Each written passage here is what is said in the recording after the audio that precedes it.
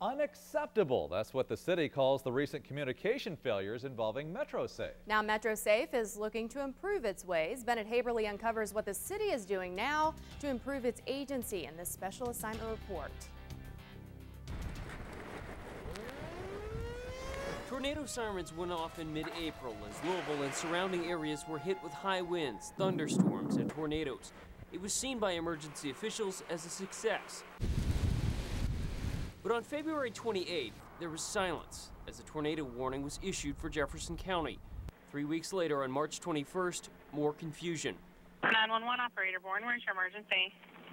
The emergency is something blew up on Rubbertown.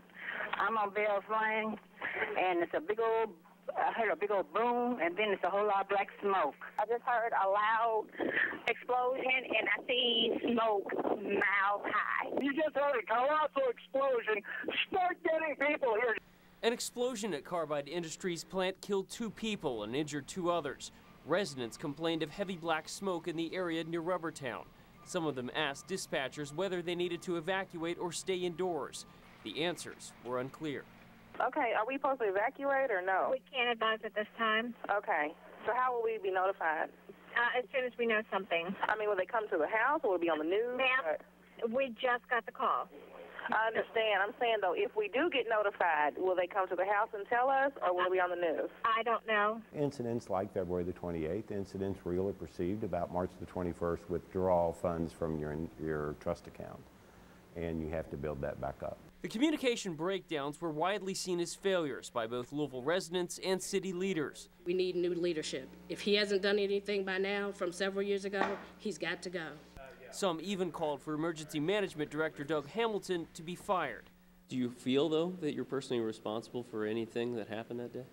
Well, of course I am. I mean, you're the emergency manager. But Hamilton says if people understood his job, those calls for his ouster would not be necessary or justified. So what happened? On February 28th, a report shows that 2 supervisors should have been aware of a tornado warning for Louisville at about 4:30 a.m., despite the failure of MetroSafe radios that did not receive warnings from the National Weather Service. Other sources called into MetroSafe to ask if tornado sirens had been sounded. The answer they got was no. Hamilton says his supervisors will face disciplinary actions for the incident. That's what makes it egregious, you know, is the fact that you go, hey, look, during the day I'm sort of responsible for my own self. I don't need you, you know, but at night I'd like for you to look out for me and mine. And I think that was a tough one to overcome. As for the Carbide explosion, Rubbertown residents and police officers thought they were inhaling smoke from Carbide Industries. It turned out to be a grass fire nearby caused by the explosion. But that was the least of the problems. Emergency responders were confused about whether there was a need to alert residents to stay indoors or evacuate. Doug Hamilton came across radio channel Mutual Aid 2. EMA 1, would you let the people, police and EMS on Mutual Aid 2 know that fire indicates no immediate health hazard to the community, that's not necessary for any alerts at this particular point? Is that correct? There's no immediate danger to the community? Is that correct? That is correct, per EMA 1. Moments later, this warning from Metro Police added to the confusion. Louisville Metro Police is issuing hazardous material warning for portions of Jefferson County. Are you saying that this is a danger to the public? They're just saying to stay indoors at this time. EMA 1 to radio, that's counter to what Fire Command is advising.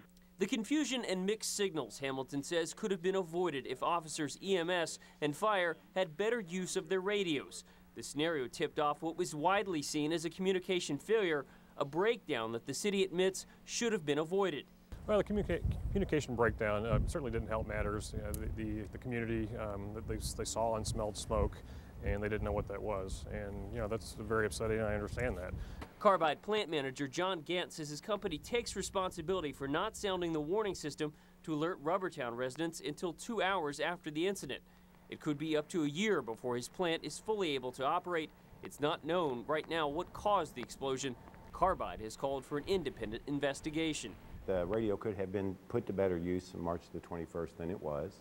You were left to people to suppose what might be going on, and that was a real risk. He says MetroSafe plans to fix its own system by looking at a text alert mechanism very similar to Fox 41 text alerts.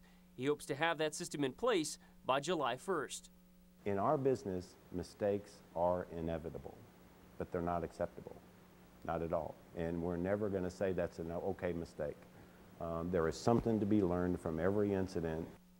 Bennett, Haeberle, WDRB, Fox 41 News.